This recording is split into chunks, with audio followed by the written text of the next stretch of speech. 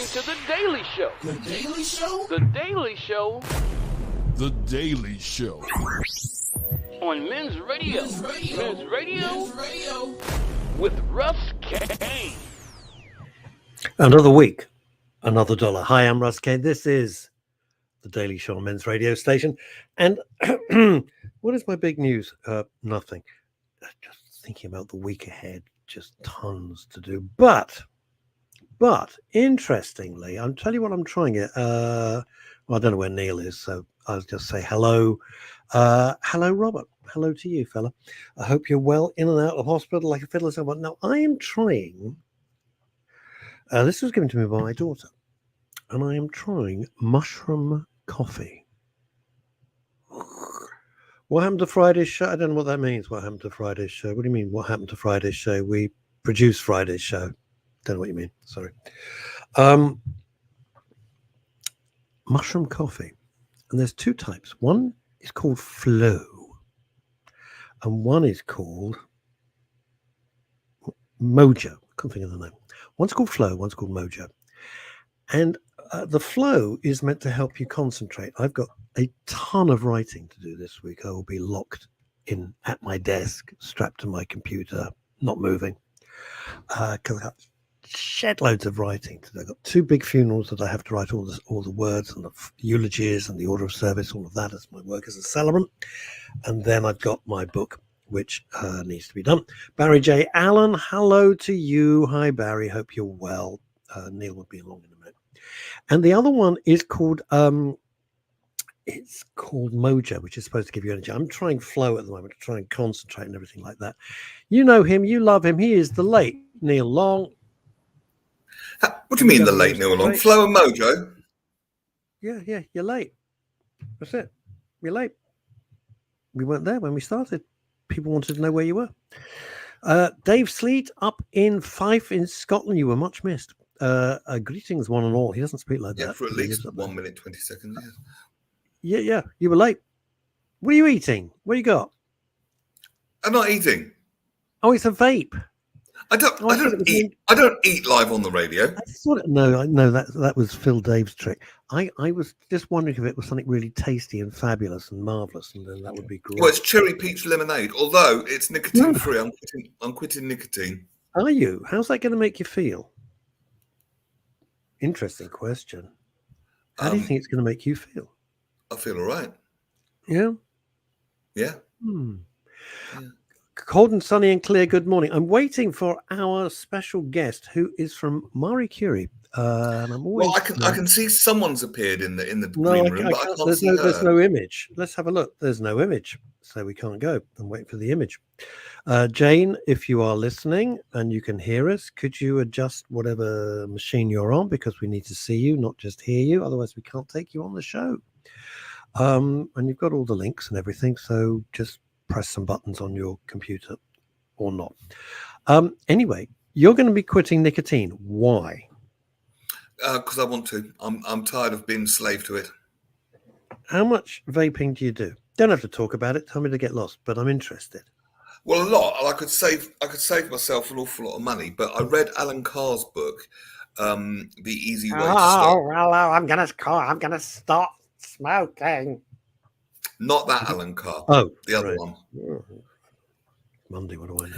Although he's Alan Carr, the comedian, did say he'd love to have a book saying "Go on, have a fag" next door to Alan genius, Carr. Really. Go on in the library. Yeah, it would be very funny. Have a fag. That's one of his jokes. Go on, have a fag. No, not that Alan Carr. They kind of break down all the ideas you've got about nicotine, and and the withdrawal from it is relatively mild, they say. Oh, good. Which it is, because this is nicotine free. So for about 3 days, that's all it takes for it to get out of your system. I've had no nicotine, and yet I'm still craving this, but it can't be the nicotine I'm craving because it isn't nicotine. Go figure. I'm wondering if you crave the physicality of it. I wonder if you crave the ritual of it. And I'll say why I'm thinking that. Not really. I don't I'll take you with our guest, but guest, we can't see you, nor can we hear you. So whatever's going on ain't happening. So when I smoke a cigar, when anyone smokes a cigar or a pipe, both of which I do, one cigar a week, and I haven't smoked a pipe in ages now, till the weather gets better. But there's a whole ritual that goes with it. You know, you don't just get it, light it like a cigarette, but there's a physicality to it. And I wonder if that you crave that, and that's what you like. No. Really? The way Alan Carr puts it, and I thought it was really, really well done, was he says there's a little monster, which is the nicotine. In other words, you crave, and then you have your vape or cigarette or whatever, and that just gives you relief from the time you did it before. So you're caught in this trap. Say that again. Okay. Say it again. So I didn't think I followed that. let's say this did have nicotine in it. Okay. Right. And I have a puff of it. Eventually, that nicotine is going to start working its way out of my body, and I'll start to get that slightly empty, uncomfortable feeling. Oh, so you have I thought you'd like it. I thought it'd be a nice feeling. I don't smoke cigarettes. I never have. So I you thought have it'd be a a nice puff, feeling. and all it does is give you relief from the last time that you vaped. In other words, it's you're in a loop. Wow. You're in a self-imposed trap. You see, who of our gang smoke?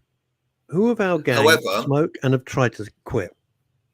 However, the recovery or the withdrawal from nicotine is relatively mild. And that's what he says in the book. We think it's going to be a big problem. Yeah. It's nowhere near as big as we think it is. And within 3 days, it's completely out of your system. Exactly. And he says it's 99% mental. 99% mental. I get it. But, you know, when there's a time and a place. I always think of my dad, who was a pretty heavy smoker. And when he got throat cancer, join the dots, they said, well, you got to quit. And he said, yeah, all right, I'll ease up. They said, no, you're not following. You have to quit today or it's going to kill you. And he did, like that. He just stopped. Now, he was not a great intellectual. He was a heavy gambler. I loved him. And because everything I do is a gamble, and I like it. Although I don't gamble myself in that sense. You know, I don't do any of that. But he quit on the spot. So it's doable. It is doable Alan Carr says if you want. 99%. I mean, there's the little monster, which is just feeding it the little bit of nicotine, which is starting to withdraw. So you get that relief, that constant relief. And then that bit works its way out. So you need some more. And it's that trap.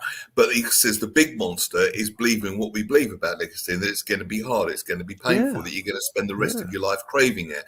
And this could be for anything, be it cocaine, nicotine, alcohol. It's going to be tough. You're going to fight these cravings for the rest of your life. And that's not true. That's what he calls the big monster. One second there, because you've said something huge and we need to look at it. Yeah, I did.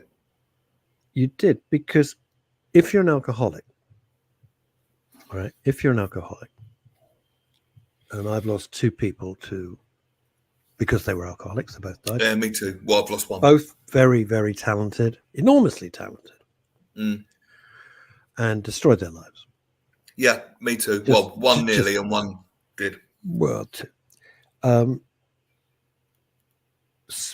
When you stop being an alcoholic, I'm not phrasing it correctly, so bear with me, because I know I'm on dangerous ground, and you go completely clean and you go sober, the way it's described to me is that they would say, I'm still an alcoholic, but I'm not drinking. In other words, I would have that propensity. I've heard that before. For the rest of my life. My friend, I lost someone, and the one that survived, and he only just survived. I mean, when you wake up on train tracks and you don't remember how you got there, that's a my God problem, I would say. Jesus.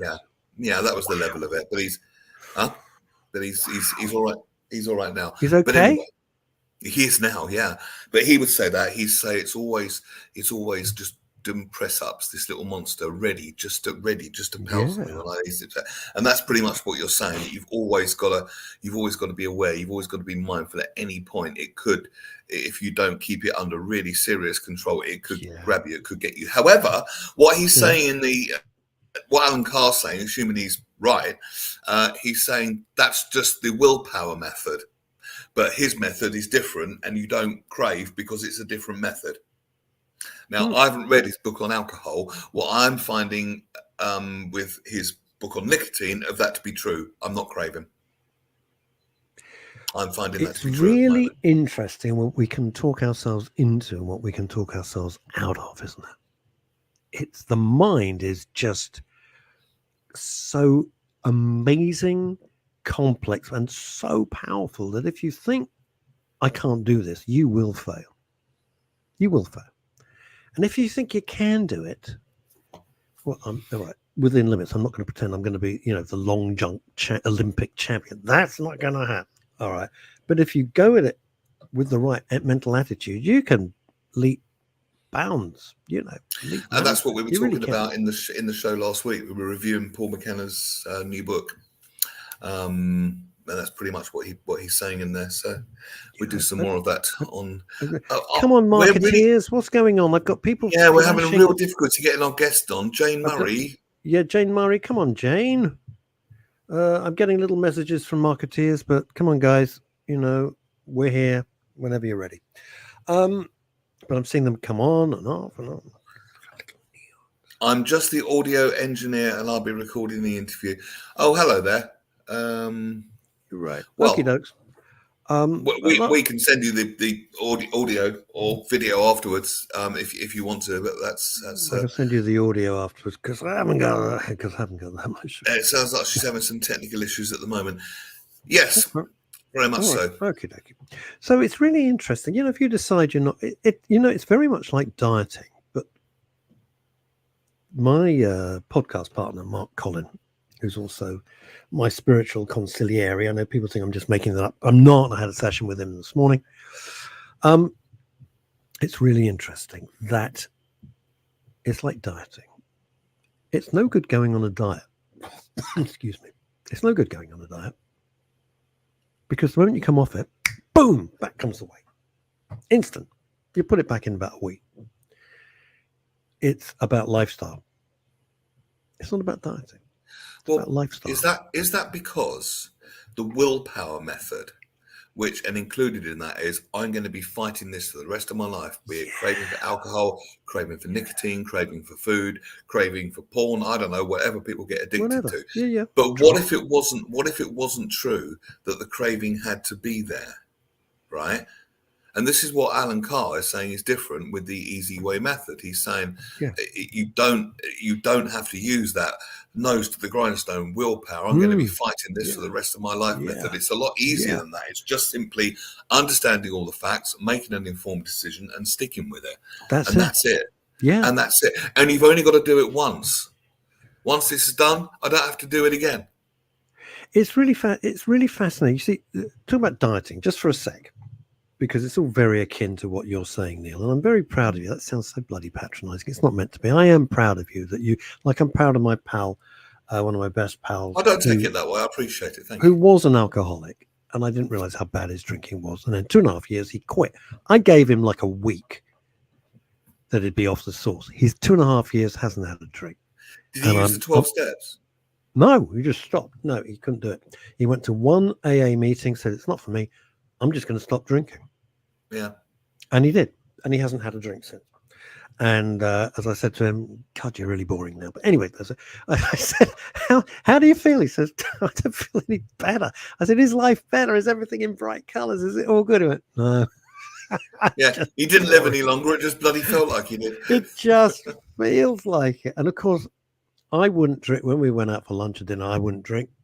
And now I won't drink. I'll have a Diet Coke. If he's not drinking, I'm not going to sit there drinking. Because I personally think that's rude. Although he would say, don't be silly. And I got a friend of mine who's in an AA. I meet with him often. I will have it. He says, don't be silly. And I go, no, I feel it's insulting. I feel it's insulting. I can live without it. You've made heroic effort. I'm not going to slap you in the face, but I think it's just rude. Although it is a testament, if you could drink and he's not affected by that, that is a testament to him. It's an absolute testament. I personally, this is just me, personally don't feel comfortable with that. I respect that. It's rude. I just think it's rude. It's like if I was a smoker, which I'm not, and you said, I've quit smoking, I'm not going to sit there and go, oh, no, that's great. Good for you. It's just insulting. I think it's putting, but think about dieting for a sec. Think about dieting for a sec. If you say, right, I've got to lose X, whatever X might be, a couple of pounds, stone, kilos, whatever you're, and you go, well, this is what I've got to do. And it's a grind. It's a grind. It's really, really, it's tough. It's tough. But if you just say, you know what, I'm going to gently try to lose weight, gently, and I'm going to readjust my way of thinking about food, my relationship with it, and just be a little kinder to myself, that is not so tough. And one of the things different from being an alcoholic, because they can't have one drink. I understand that. If they have one drink, they're going to have 10 drinks. But with food, if you fall off the wagon a little bit and you say, oh, God, I've had a piece of cake. Oh, no, I've had an ice cream. Oh, no, this is the worst thing. I might as well give up. No, it's one little slip. So what? Yeah, so and what? it's not the worst thing. Plus It's a little not bit the of what worst you thing. did anyway. But Yeah, I think yeah. you're right. It's just it doesn't have to be a struggle. It doesn't have to be where you're battling against cravings. No, this is the thing. all This is the your life. thing. And I think Make it that's your Alan friend. Carr's point in an easy way. It doesn't have to be. Perhaps all those people that have used the willpower method, no wonder they're struggling, because maybe it's the wrong method. Maybe there are No, better you're a methods. genius. Melissa Montiel, about to drive, so listening today. Happy Monday. Happy Monday to you, Melissa. The lovely Anyway, Melissa Montagnan. She's another radio girl. Hello, Melissa. is she? What a terrific name. Oh, yeah. Sounds like a terrific girl. character from Alexandre Dumas, from the, Count of Monte Cristo. I present Indeed. Melissa Montagnan. I know. She is Awful the one beautiful countess who lives in the castle of the hill. It must be that. Anyway, well done, you. This is you've got a brain like a planet, Longy. What's this mean? The gremlin of addiction versus the mogul of balanced thought. I think that's meant to read Mogwai. What is mog? I don't know what that means. A Mogwai is what it was, the cute ones which then turned into the gremlins. Was it? Yeah. Okay. All right. You got me. I don't know that. Afternoon, everyone. Says Julie Voice. Formerly of Houston, Texas. Gizmo in the film was a Mogwai. Ah, Mogwai. Yeah. No. He's saying Mogwai. Says Dave Sleet. Loved. Très bien.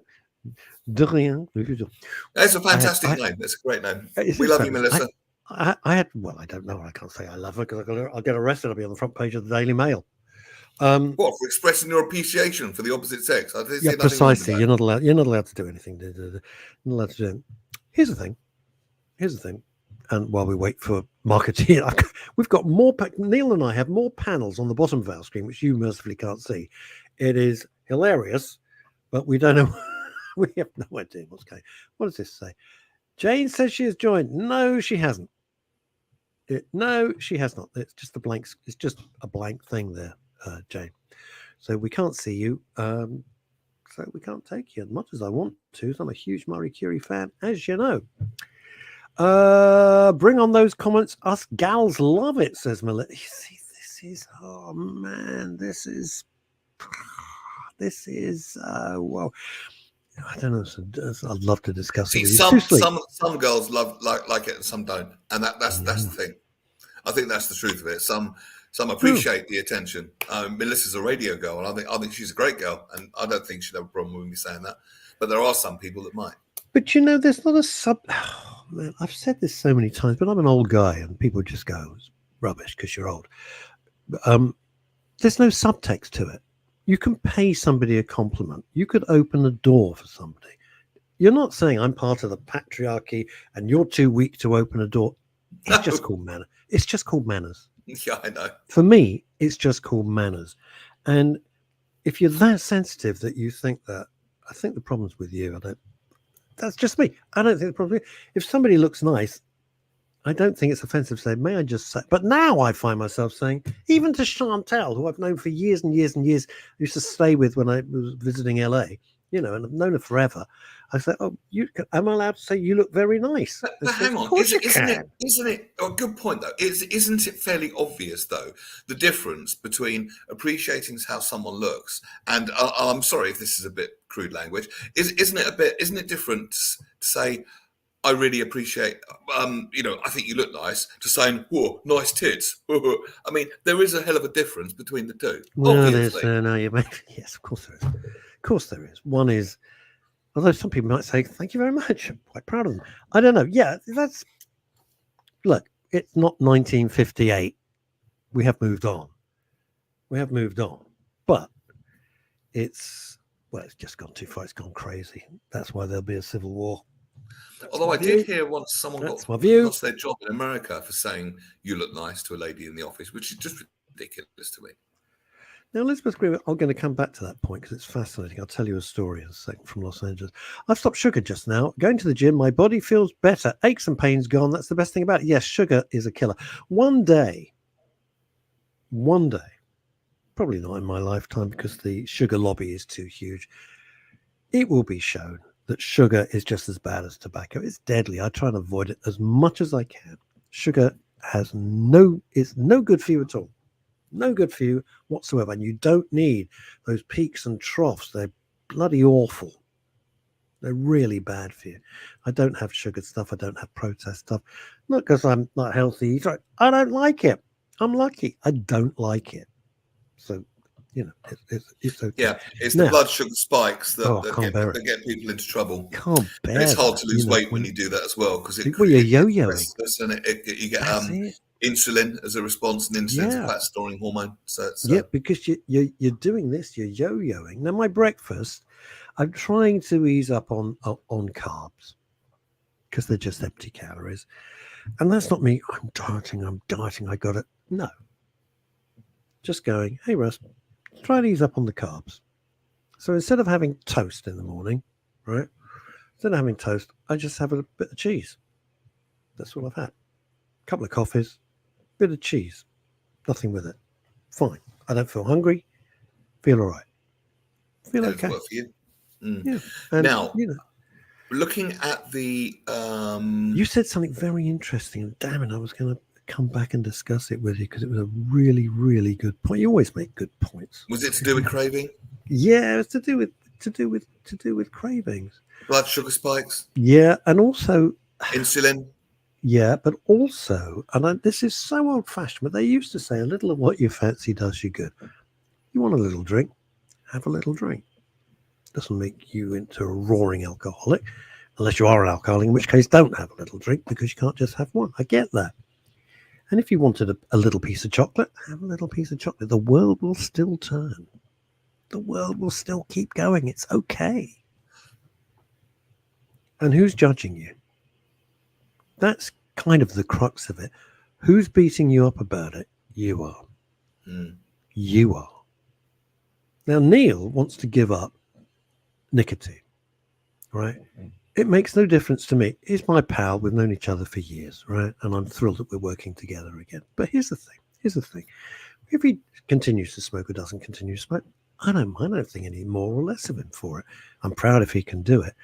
So the person who set the challenge is Neil to himself, which we do with our relationship with food, with smoking, with booze, with drugs, if you're into that. I mean, I'm lucky I'm not, never have been, but I don't say it as a big moral crusade. I've just never been into drugs. That's just me. I know loads of people who are. Fair enough. Okay. It's up to them. I don't judge. It's nothing to do with me. It's their life. It's not my life.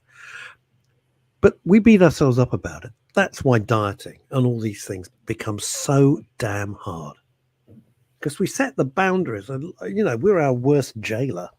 That's what we are. Dieting doesn't work as such. It's about doing what's right for your body, working with your body. But and I think again, back to Alan Carr, what he's saying is people fear a deprivation.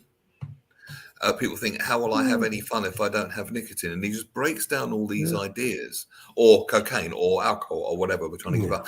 But nicotine is not a it doesn't do anything for you. It doesn't do anything. All it does is it hooks you, so you get relief from having a bit more when the bit that you took in before starts to fade. So it's kind of just a loop. It doesn't do anything for you. And in realizing that Does it not it's calm you? not a crutch. It doesn't cause pleasure. It's not a crutch. What's the point? Why would I put it in my body? Why would anyone put that in their body? All right, here's the thing. All right, so explain this to me as a non-smoker. All right, smoke cigars and a pipe, but trust me, it is different. One cigar a week is not heavy smoking. So what do you do when you smoke? What is it doing for you? I thought you enjoyed it. I assume when people smoke, they enjoy it. No, they get a sense of relief, or they does it relax you? It could be a social thing. I get that. Yeah, I get that. But again, when you really think about it, what is social about noxious poisons and ingesting noxious poisons with other people doing the same thing? When you think about it, that's not particularly social. After dinner, it is. What's social? What's social sitting around coked off your face? Well, exactly. You know, it's social to you. It's not social. Now, Elizabeth Green makes a very interesting point, and this is something that Longy was just touching on, right?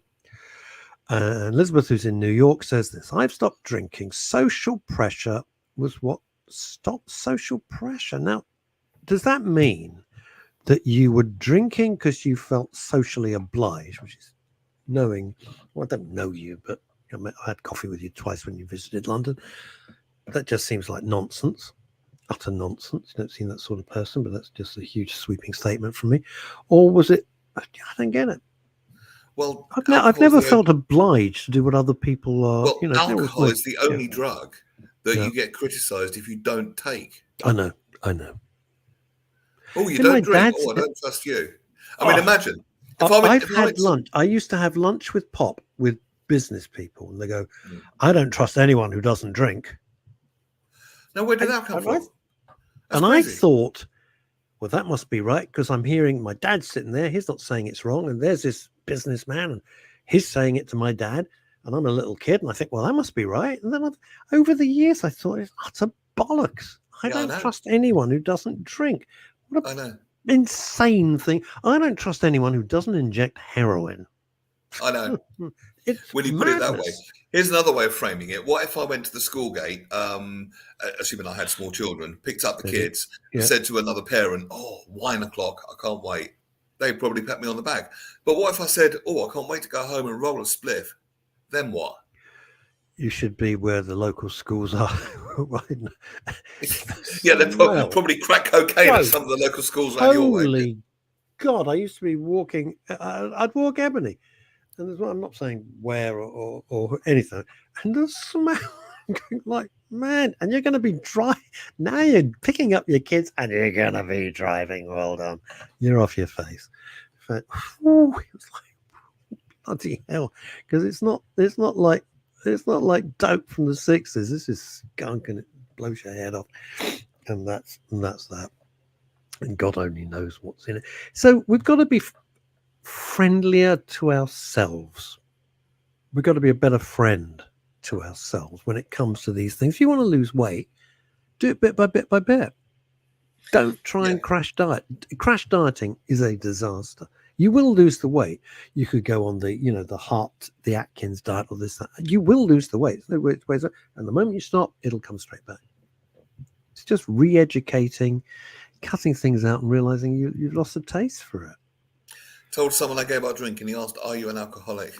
Wow. See, that's the thing. That's the thing. Wow. People make these assumptions, and everyone has these That's assumptions. so rude. I love a drink. I'm perfectly open about it. I love a drink, but I don't sit there smashed off my face. And I just find it relaxing. I like a drink with my dinner. The end. That's what I do. I don't drink during the day. Never drink during the day. Right, you can read this? Let's see what it says. When I split up with my long-term girlfriend, I started smoking 50 cigarettes every day. And Jesus. And due to my strong willpower, stopped smoking. It's all down to willpower. Howard Marks. Oh, Howard. I've known Howard since he was 5. You have to forgive him. He's legally, joking aside, he's legally blind. He's got terrible, terrible vision. So what do you say? He smoked 50 a day. When I smoked on a lot, I smoked 50 cigarettes a day. Holy God. Wow. Well done, Howie. Wow. I've known him since, I haven't seen him for years, but I've known him since he was 5 years old. Isn't that weird? We grew up together. I can't imagine 50 Not the Howard cigarettes. Marks, I take it. Not Mr. No, Nice. not Mr. Nice Guy.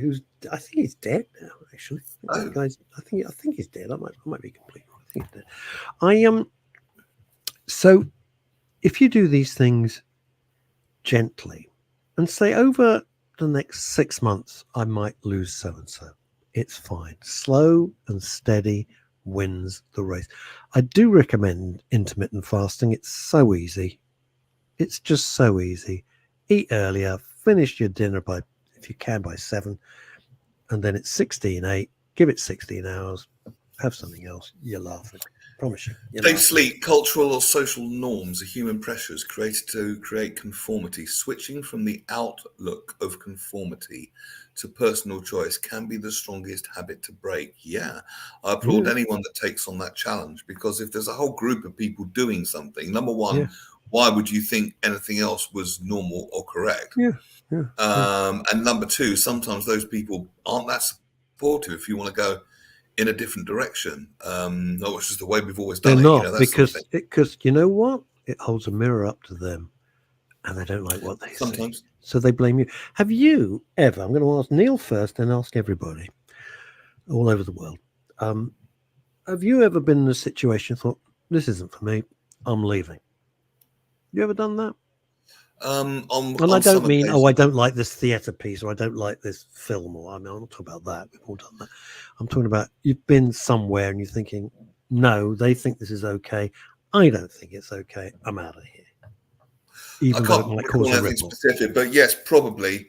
Probably. Not just. I don't mean just because. Oh, this is a really boring event. No, I know what you mean. Home. Yeah, no, probably. At some point. That's how I run my life. I've been here 20 minutes. I'm off. Let's go. Yeah. Anyone who knows me, 20 minutes. I'm done. Said hello to everyone I want to say hello to. I can't be bothered making small talk. I just can't be asked. When I see old friends, it's lovely. It's lovely to catch up, but I can't be bothered with stupid small talk. I don't have the energy. I don't have the inclination. What's the point? What's the point? You know, I don't get it. It's just a kind of a nonsense. Yeah. So there we are. Be kinder to yourself. If you want to lose weight, you can. You can do it. Anyone can. It's not magic. You know, if you want to stop drinking, use up a bit. You can do. And with cigars, of course, they've gone through the roof. So now it's one a week. That's it. We have to wait for one of the three of us to go abroad to can't afford them in the UK. It's absolutely nuts. How are you feeling, Howard Marks? Very interesting to know. I haven't got time to come over, but we send our love. We send our love to you. He's had a rough life. Howard. Not what he signed up for, I'm sure. So I hear on Wednesday you did a deep dive into NLP, which sounds fantastic. I think people loved it. People loved it. And we shall do some more at some point. It's good. It's September I became a celebrant, and I'll tell you something that's really interesting is being there for people when they need it. And it is an honor and it is a privilege, but you realize how you can get into such a spiral of confusion, and all logic kind of goes out the window and your thought processes go out the window, and it just needs a calming hand on the tiller, so to speak, a calming hand on the steering wheel to just get everything back in shape. But one of the things I have noticed, and it means a lot, is that I deal now with a lot of funeral directors, and we're going to be doing a little series talking about death because it's the last taboo. And whatever your mental image is about a funeral director. You know, we all have, we think they're male, probably old, probably bald, probably grey and miserable. They're nothing like that at all. Way younger. Loads of them are women, young women as well. Very friendly, very charming, very caring. But the one thing that I've noticed that is the enormous, enormous respect that everyone connected on the professional side, funeral directors, and I'm not going to lump in myself, shows to the deceased. It's quite extraordinary. Because I think in most jobs, and bear me out, Neil, most jobs, you know, behind the scenes, everyone's taking the piss and joking and laughing, right? And you can laugh and joke with the funeral directors. The moment the cortege arrives, absolute respect. Oh, I know. Absolute very much respect. So. And that respect is quite genuine. It is. And that relationship that I have, I might have been joking about something, is completely genuine, and that relationship immediately changes and it's formal. And it comes from a good place. It's not being, the fascinating thing, which is so, I think, encouraging for human beings, it's not faked. It's not fake. That respect for the deceased is genuine. And if you have lost somebody, I just wanted to share that with you. That whoever you've lost is being treated with love and with care, with absolute respect, all the time. The whole time. And I hadn't truly appreciated that. I'd hoped it. But I've witnessed it now. Several occasions. I got 2 more funerals to do this month, and I think possibly a third. It's very heartwarming. Does that make sense? If I say heartwarming? Yes, in a word, yes, it does. Very much so. Because I think the fear. Can I say another thing? And you won't hear this on any other show. And I just want to put people, because this is about mental health and well-being, and I want to put people's mind at rest with something that I can talk about with confidence and with some knowledge. When it's a funeral in a crematorium, all right, it's not. This is not horrible. I promise you, it's not horrible. But just stay with me. When it's a funeral in a crematorium, I would ask the family of the deceased, would you like the curtains opened or closed? If the curtain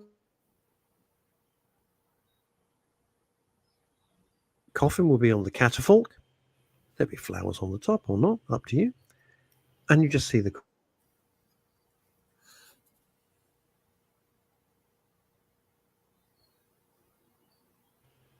and they say, well, you can leave the curtains open, but please, we don't want to see anything moving because we don't want to see it going down. And I say, stop. That is a terrible urban myth. Yes. Really, that comes from the James Bond movie, Goldfinger. It is not like that. That never happens. I promise you, the coffin with your loved one in it or your friend in it does not move. It doesn't move. The only reason they would close the curtains is to signify, if that's what you want, the end of the service. There's no other thing that happens. All right? The coffin doesn't move, doesn't sink down, it doesn't go through other curtains, it doesn't happen. It's a dreadful urban myth. So please, relax and know that your loved one is in great hands with whoever's looking after them. Because my role in that is then finished. But it doesn't happen. No, I used to think it does. Although I would find it quite symbolic with the curtains closing. I'd find that quite upsetting, to be honest with you. It is upsetting. So final, so final. But a lot of people, what a lot of people like to do when they're filing out, I stand by the coffin and have my head bowed. Or touch the coffin. And they like to cuff. They like to do that if it's someone that they love or cared about. Like you might touch someone's shoulder. Yes, they touch the coffin as they go out, and that gives them comfort, and that's that's what it's all about. Back to alcohol briefly. Liz says, "I don't feel the need to drink alcohol a lot. I've had people take the mickey. I don't care." Yeah, I know people mock you for not taking a drug. It's weird, isn't it? About? And Melissa, everything is a lifestyle choice. Changes have to become part of your daily routine to make it work long term. Yes. Therefore, the point of have I left a situation. I only surround myself with positive, happy people for me as lol. Not everyone will like me, and I expect that. Well, we like you, Melissa. I think you're a superstar. There you go. I tell you what is, the Melissa's making a hugely important point here. If you're going to try something like giving up booze or dieting or exercising, all right, it's got to be sustainable long term. That's the only way it's going to work, which means it has to work for you. There's no good. You know, if you crash diet or you say, I'm going to go to the gym. Oh, I've got to go to the gym. I don't go to the gym. I walk the dog. That's enough. I'm an old guy. I don't care. I'm not going to knock myself out here. I know what's what. But the eating, it's sustainable. It's a long-term view. It's fine. You know, I'm cool with that. I can live with. The point is, I can live with it. I can live with it. It's got to be something that works for you. That's the point. That's what Melissa's saying, isn't it? You find enjoyable as well. Yeah. If it's it comes back to what we were talking about earlier in the show. If it's this willpower, I think every time we use the word willpower, we're implying that it's going to be difficult. It's going to be nose against the grindstone. You're going to be fighting against the urge to smoke or eat or whatever you know. And maybe it doesn't have to be that way. Maybe it doesn't have to be that way. Now, here's an interesting point, and I'm going to take umbrage with you, Kimmy Lashma. And Kimmy says this: there's loads of good zero beers out there now, so you can still look good at social events. And I think she's being sarcastic. I have no problem if I'm in a social event. Sometimes I say, well, can I just have an espresso? Yeah. And they'll go away and get me an Why do you need espresso. to look good? Why? But again, screw that. I'm not going to. You know, I don't. But normally, because social events, I hate them so much. I'll have a couple of drinks because it gets me through the event, to be perfectly honest with you. But I don't always. But that whole thing, come on, you got to drink up. Oh, God, no, thank you. No, I won't do it. Elizabeth, been out with people that tell them I'm on a diet. They almost make it their mission to get me to break it. Well, people do that, though, don't they? Yeah. People do. Oh, go on, have a drink, have a fag, go on. And I don't know why people do that. I honestly don't know why people do that. Because it reflects on them. It's always the same thing. It's the same thing. So they don't feel so bad about themselves. Because they don't want to feel so shit about themselves. That's what it's about. That's it. It's nothing to do with you, Elizabeth. I don't mean you. I mean that in a rude way. They're not saying it because they give a damn whether you have a dessert or don't have a dessert or have chips or donut. They don't care. It's just like, phew, now I don't feel so rubbish about myself because I got no willpower whatsoever. I'm sorry to use the word willpower or desire or strength or that's my goal. Or to put it really kindly, I've got no desire to find a way that works for me. Say that again. I like it. I was putting it more kindly. I have no desire to find a way that works for me, so say these people. Oh, yeah. I get it now. Yeah. And I think it's it shows a weakness of character. Boy, that sounds a bit pretentious, but it does. It shows a weakness of character for them to say that they're not friends. They're not friends. If I'm having lunch with my two particular guys that I have lunch with every now and then, one's business and one's a pal, although I'm friendly with a business guy, and they can't drink because they're not allowed to. I don't sit there going, go on, mate, one won't hurt you. Of course it bloody will. Yeah, of course it will. Stupid. What are you doing? Playing Russian roulette with your friend? No. Yeah.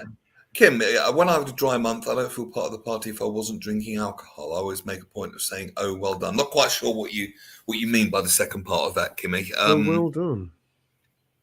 But would you wouldn't find it possible? Because I know people that can, I can name two off the top of my head that can have a great time socially, and what other people kind of need to drink to do, and they don't. I know someone that can. I wonder what she's on, and the answer is nothing. Nothing at all. She's having a great time, literally. Yeah. But you can. You see, I once met someone that goes to lots of rave type parties, and people wonder who her dealer is, and the answer is nobody. She's just high on having a good time, and she's not on anything at all. So it is possible, and that's good. But you know what? The Latin saying is "in vino veritas." In wine, there is truth. And people, when they behave horribly, rudely, aggressively when they're drunk, and then the next morning or a week later go, "Oh, I'm so sorry, it was the booze." No. That is who you truly are. That is true. You actually are as a person. Because you could get my friends as drunk as you like, and they won't become different people. And I think that their relationship with alcohol or drugs, whatever it might be, is they think it releases their inhibitions and allows them somehow in their subconscious to be the person they actually want to be, which is aggressive, which is rude, which is physically unpleasant, which is obnoxious. That's who they really want to Well, be. in that case, inhibitions are a good thing. Well, yeah, but what I'm saying is they're using it as an excuse. It's their excuse. Oh, it was the wine, it was the beer talking. No, it was you talking. I always think of Mel Gibson. Well, all right. You say I'm grinding my own axe here, but when Mel Gibson got drunk and was arrested and was vilely anti-Semitic, that doesn't come out of nowhere. That means it was always inside. But the alcohol gave him up here in his head the permission to just be vile.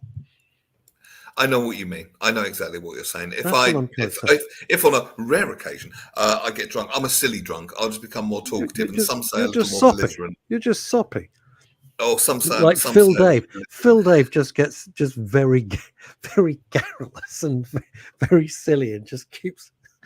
Yeah, just keeps rather like talking. me. But he's just. Elizabeth, Phil. don't like beer. Why would I want zero beer? I'm not a huge meat lover, so why would I want veggie pork sausages? Well, that's You fair see, enough. I'm with you on Elizabeth, that. I don't get it. I know a couple of alcoholics who are trying to stay sober, and I feel protective of them because people try and get them to just have one. Oh, I don't know why people would.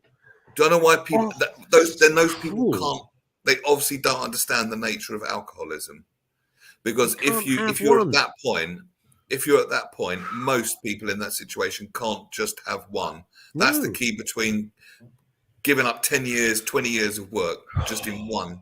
You can't do. Do you know that is so cruel? That is vicious. That's inhuman. It's a horrible thing to do. Just have one. Who is that pleasing? Is it a sense of power, Longy? Is it a sense of power? I don't know. I'm so powerful, I can person. make this non-drinker drink. Look at me, aren't I wonderful? Jesus. No, I think it goes back to what you said. They feel better about themselves. I agree with Dave Sleep. Yeah, it's holding a mirror up to them. They want to have a drink, so if they can make you just have one, they feel better about themselves. It's really selfish. They're no better than dealers. They're no better than dealers. What does Elizabeth say? Aha, being my own person is the big fight, the big story. Well, you got to be. Who else? Somebody, was it Oscar Wilde? Be yourself because everybody else is taken. I think it was Oscar Wilde who said that. I love that phrase. Be yourself because everybody else is taken. Be authentic. This. You talk about so much interesting stuff, Neil. And one of the great things, and one of your guests you introduced us to, her name's gone right out of my head. I apologize profusely. I just got a lot going on in my mind at the moment. It is people pleasing. Helen Snape. Helen Snape, that's right. And I always comment on Helen Snape's stuff now because I think she's important. And she had a bit of a blip last week, it looked like to me, and bless her. Because everyone fights every day. Every day's a fight. But here's the thing. A lot of drinking is down to people pleasing. If I don't drink, I won't be seen as one of the lads.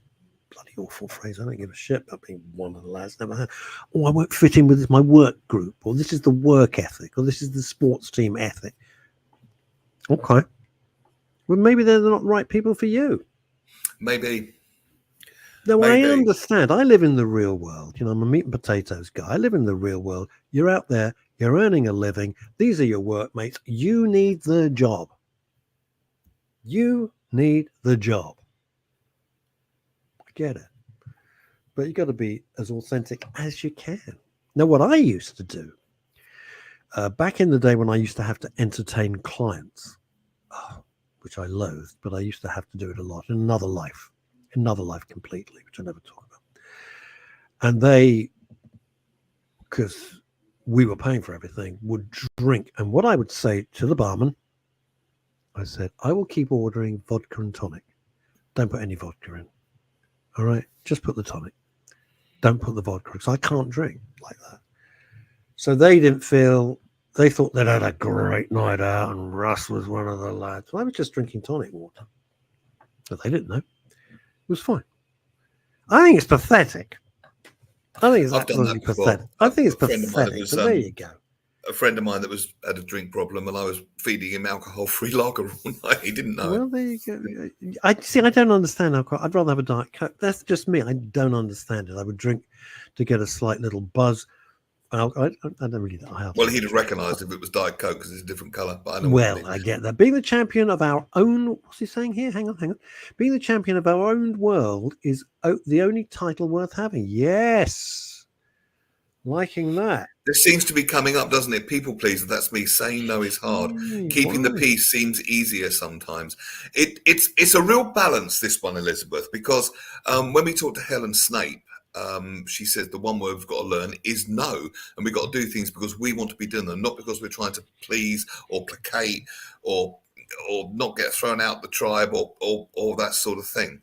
The only way you've got to watch it is kind of defy your defiance a bit, because if you're saying no just to prove a point, you can still be kind of bound to them, but by doing the opposite of what they want rather than what you truly want to do. Do you see what I mean? If you're just trying to get one back at them, whatever they say, you'll do the opposite. And in a sense, they're still controlling you, but you're just doing the opposite of what they want. Yeah. So it's about truly doing what you want to do, not the opposite of what they want to do. That's the only little caveat. There's a request from Paul Claridge, but you're going to have to help me out, Longy, because I have no idea what DBT is. Does anyone know, Diddy, with DBT? What is DBT, Paul? I don't know. I'm gonna have to look it up. Never heard of it.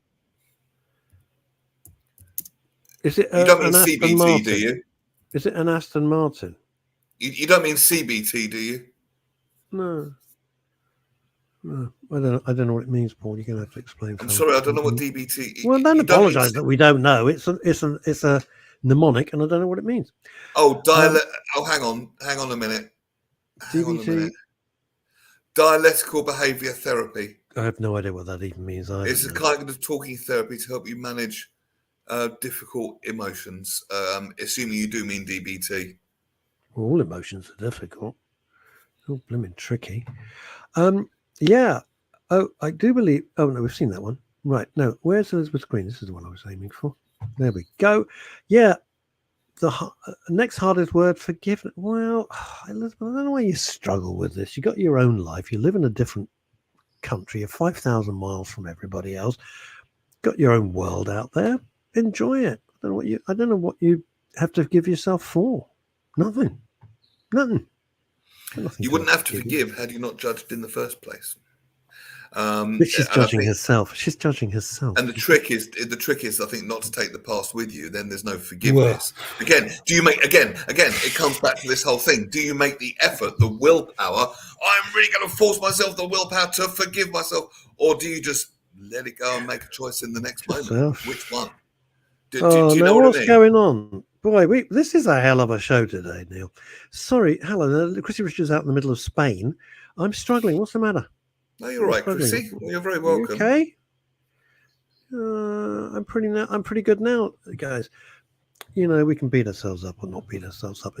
Neil's taught me a lot about these things. Just listening to him on the shows. I don't speak to Neil off air about this stuff. I mean, and it's your choice.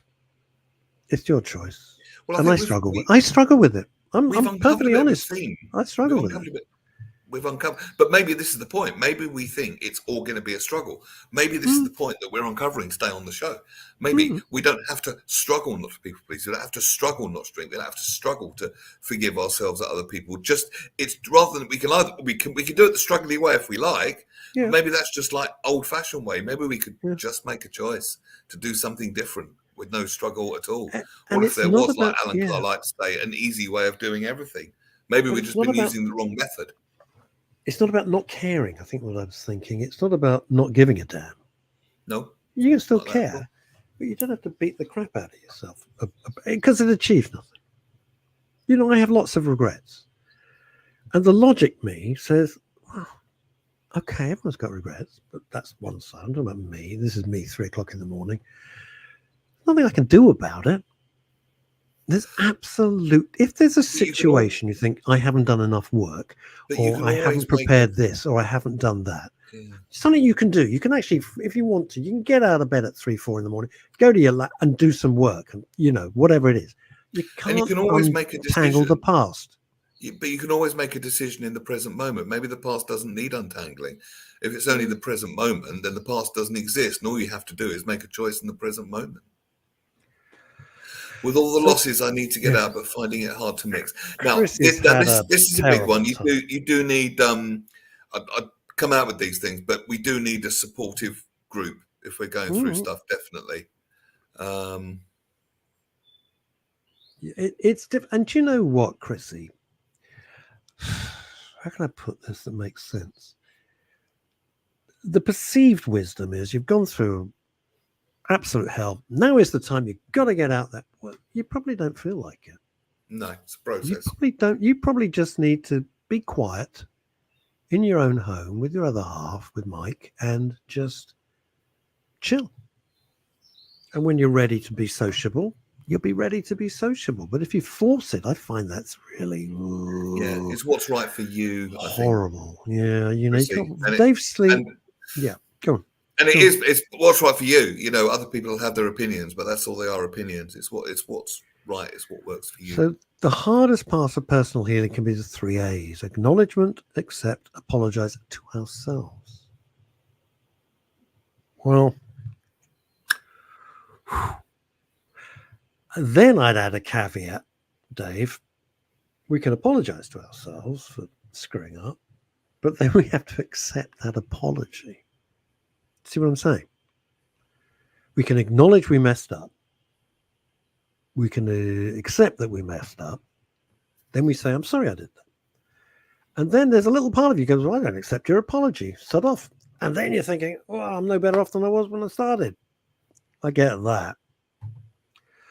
DBT is dialectical. I have never heard that word in my life. Dialectical, but I hope I'm pronouncing it. Behavioral therapy, similar or based on CBT, cognitive behavioral therapy. Well, what's this? My daughter Suzanne, who lost Chubby, is out in Thailand, prayers with a Buddha.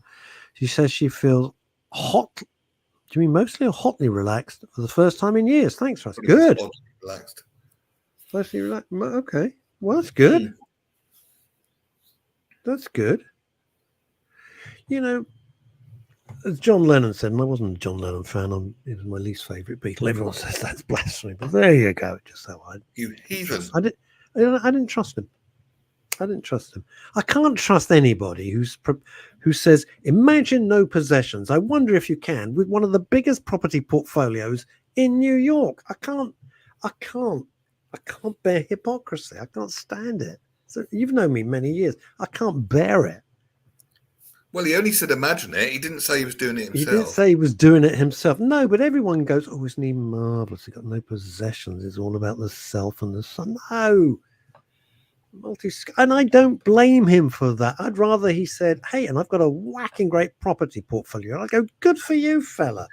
Yeah, but it wouldn't have scanned as well in the song. Imagine my property portfolio. I wonder if you can. I've got apartments and a nice flat in Milan. Imagine all the income coming from the rent. Oh, you could say I'm a landlord, but I'm not the only one. Right, I think you get the point. I don't mind. I love success. I love watching other people's success. I love it. I get a big kick out of it. I'm not one of those people, oh, I could have done that. No, I love it. I love other people's success, right? John Lennon came from nothing, and his own genius changed the world. He is entitled to whatever he may. I don't care. He could have a solid gold Rolls Royce. Good for him. But just don't tell me, imagine no possessions. And then you got more possessions. Bullshit. All right, what have we got here? This is from Chrissy Richardson, Spain. Predictive text should have been totally first anniversary for Nigel, a.k.a. Chubby, in March. So the trip is good for her. Oh, she took some of his ashes. Yeah. Yeah, that's always... an emotion. It's an emotional thing. It's an emotional thing, but it's emotional for you. It's not for them. They've gone. They've gone. It's. Oh, we're going to get into we're out of time. Can't even talk about it now. Can't talk about it. Neil Long will be with you on Wednesday, and it's Yeah, we'll always do some a more deep deep dive, diving into really Paul McKenna's interesting new book, stuff. Success for Life. We'll do a bit of a book club on Wednesday. Absolutely Really great. looking forward to that. Absolutely. Neil, as always, bless you for all you do. I'll be back on Friday with Phil and Chantal and the team. Until then, try and stay out of trouble. Bye, everybody.